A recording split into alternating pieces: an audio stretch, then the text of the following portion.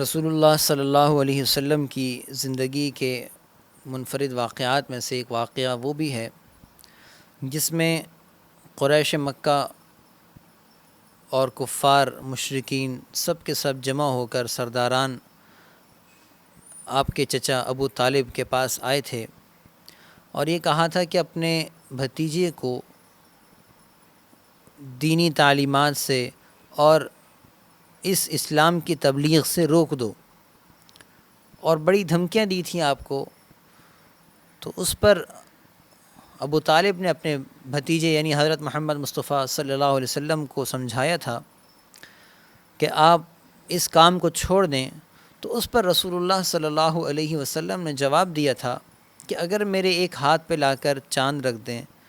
اور ایک ہاتھ پہ لا کر سورج رکھ دیں، یہ ناممکن بات ہے کیونکہ سورج اس کائنات سے بھی بڑا ہے، تو کہاں وہ سورج انسانی ہتھیلی پر لا کر رکھا جا سکے گا، ایک ناممکن بات ہے۔ اس کے لیے زمین کو بھی اتنا بڑا کرنا پڑے گا کہ سورج زمین پر آ سکے، اور اس آدمی کو اتنا بڑا کرنا پڑے گا اور ہتھیلی کو اتنا بڑا کرنا پڑے گا جس پہ سورج آ سکے۔ یعنی اللہ کے رسول نے وہ بات کہہ دی جو پتھر کی لکیر تھی، جو کوئی کر نہیں سکتا تھا۔ اللہ کے رسول نے کہا ایک ہاتھ میں سورج اور ایک ہاتھ میں چاند رکھ دیں، تب بھی میں دعوت اور دین کی محنت کو اور دین والے کام کو نہیں چھوڑوں گا۔ تو اس کے اوپر کلام ہے حافظ جالندھری صاحب نے، جنہوں نے پاک سرزمین کا ترانہ بھی مرتب کیا ہے، تو ان کا ایک کلام پیش کرتا ہوں آپ حضرات کے سامنے۔ نضحي نحن أنفسنا لك المحبوب للعالم،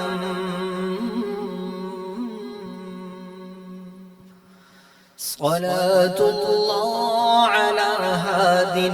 عليه المشرق الأكرم، نضحي نحن أنفسنا لك المحبوب للعالم، صلاة الله على هاد عليه المشرق الأكرم، عیا کرتا ہوں میں ایک داستان رنج و غم یارو کہ اصحاب و نبی نے سہے کتنے ستم یارو، شجاعت جن کی سارے دہر میں اعلیٰ نرانی ہے، نگاہیں پڑھ کے نم ہو جس کو ایسی بے مثالی ہے، نضحی نحن انفسنا لك المحبوب للعالم، صلاة الله على هاد عليه المشرق الأكرم، ذرا دیکھو رسول اللہ کے عزم مصمم کو، ذرا دیکھو رسول اللہ کے اونچے عزائم کو، اعلانیہ ادھر سے دین کا اعلان ہوتا تھا، ادھر سے شہر میں تضحیک کا سامان ہوتا تھا، مسلسل پھولنے پھلنے لگا اسلام کا پودا، مخالف تھے قریش اب بڑھ چلا کچھ اور بھی سودا، نبی کو اور مسلمانوں کو تکلیفیں لگی ملنے، وہ تکلیفیں کہ جن سے عرش اعظم بھی لگا ہلنے، غضب کے ظلم ہوتے تھے مسلمان ہونے والوں پر، خزاں آتی تھی دل میں تخم وحدت بونے والوں پر، لٹاتے تھے کسی کو تپتی تپتی ریت کے اوپر، تو رکھتے تھے کسی کے سینہ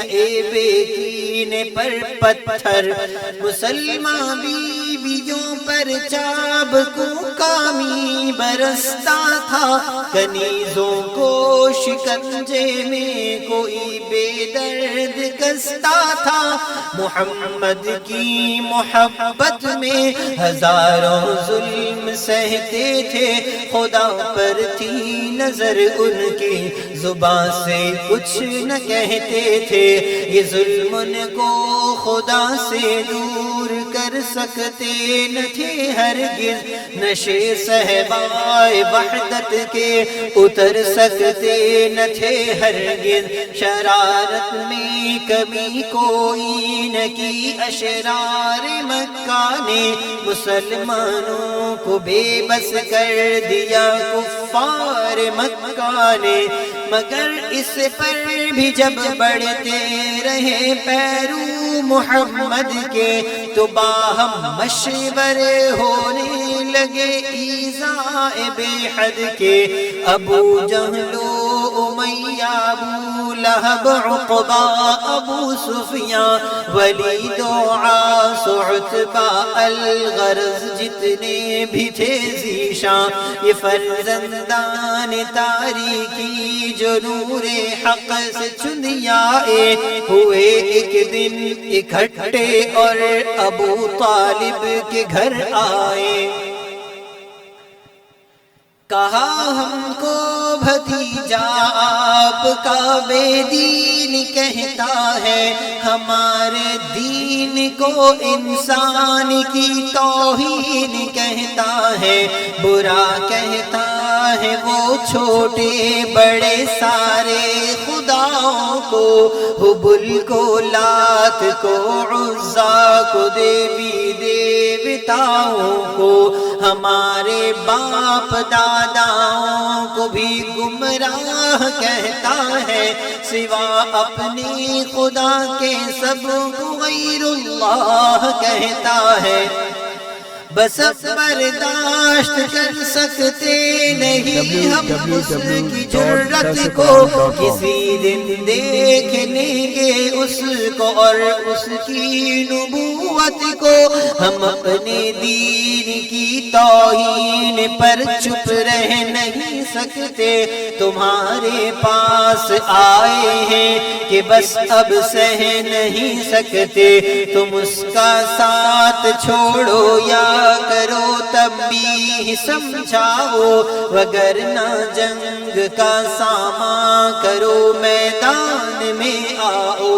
یہ کہہ کر چل دیے سب لوگ، ابو طالب بھی گھبرائے، انہیں ڈر تھا مبادا قوم ہی سے جنگ نہ چھڑ جائے، بلایا آپ کو نرمی سے بولے جان عم دیکھو،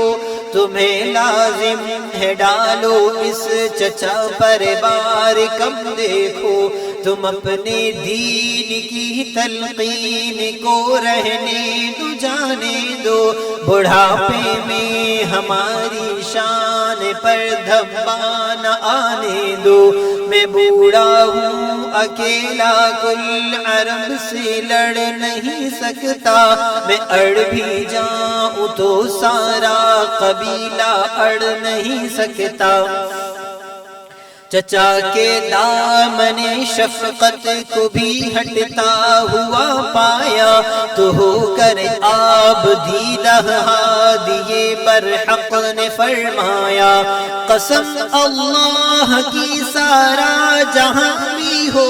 اگر دشمن، یہ سب شیطان کے ساتھی ہیں، بڑے ہو کر بشر دشمن، جفا و ظلم کی آندھی چلے طوفان آ جائیں، مٹانے کو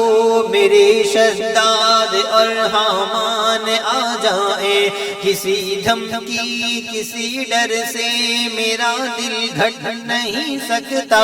مجھے یہ فرض ادا کرنا ہے اس سے ہٹ نہیں سکتا،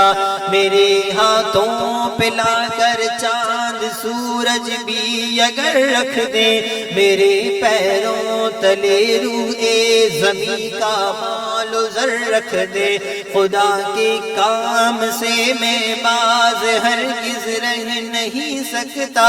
یہ بت جھوٹے ہیں میں جھوٹوں کو سچا کہہ نہیں سکتا، میں سچا ہوں تو بس میرے لیے میرا خدا بس ہے، کسی امداد کی حاجت نہیں اس کی رضا بس ہے، میرا ایمان نگران ہے، ہر شے پہ قادر حق تعالی ہے، وہی آغاز کو انجام تک پہنچانے والا ہے۔ ابو طالب نے حیرت سے بھتیجے کی طرف دیکھا، جلال مصطفیٰ میں نور حق جلوہ نما پایا، کہا اے جان عم اب میں کسی سے ڈر نہیں سکتا، جہاں میں کوئی تیرا بال بیکا کر نہیں سکتا، ہزاروں دشمنے دی جب ارادوں کو بدلتے تھے، لکھا ہے تب نبی محترم گھر سے نکلتے تھے تو چلتے تھے فرشتے آگے آگے رہنمائی میں، خدا کے ایک ہی محبوب تھے ساری خدائی میں، جمع کر کے قبیلے کے غریبوں کو امیروں کو کلام حق سناتے تھے، وہ اکثر راہگیروں کو نبی کے فیض سے وہ رحمت پاتے جاتے تھے، کلام حق کو سن سن کر مسلمان ہوتے جاتے تھے۔ نضحی نحن انفسنا لك المحبوب للعالم، صلاة الله على هاد، صلاة الله على هاد، صلاة الله على هاد عليه المشرق الأكرم، صلاة الله على هاد عليه المشرق الأكرم۔ www.darsuquran.com